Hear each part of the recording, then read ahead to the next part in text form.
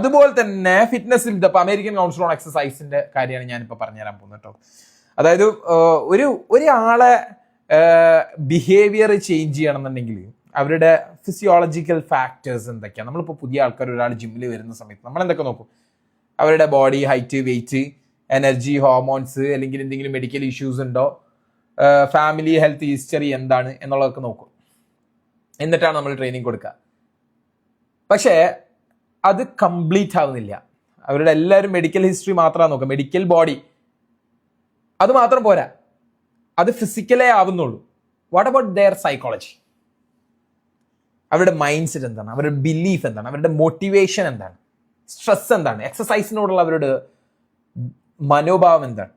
ഇപ്പോൾ കരിയറിനെ നോക്കുകയാണെന്നുണ്ടെങ്കിൽ ഓക്കെ, നിങ്ങളുടെ മൈൻഡ് സെറ്റ് എന്താണ്, നിങ്ങളുടെ ബിലീഫ് എന്താണ്, നിങ്ങൾക്ക് എത്രത്തോളം വിശ്വാസമുണ്ട്, നിങ്ങൾക്ക് ഇത് വെച്ച് മുമ്പോട്ട് പോവുകയാണെന്നുണ്ടെങ്കിൽ നിങ്ങൾക്ക് സക്സസ് ആവുന്നതാണോ, അല്ലാന്നുണ്ടെങ്കിൽ നിങ്ങൾക്ക് വേറെ എന്തെങ്കിലും മാനസികമായിട്ടുള്ള അസുഖങ്ങളുണ്ടോ, ADHD ഉണ്ടോ, അല്ലെങ്കിൽ നിങ്ങൾക്ക് എന്തെങ്കിലും അഡിക്ഷൻ ഡിസോർഡേഴ്സ് ഉണ്ടോ?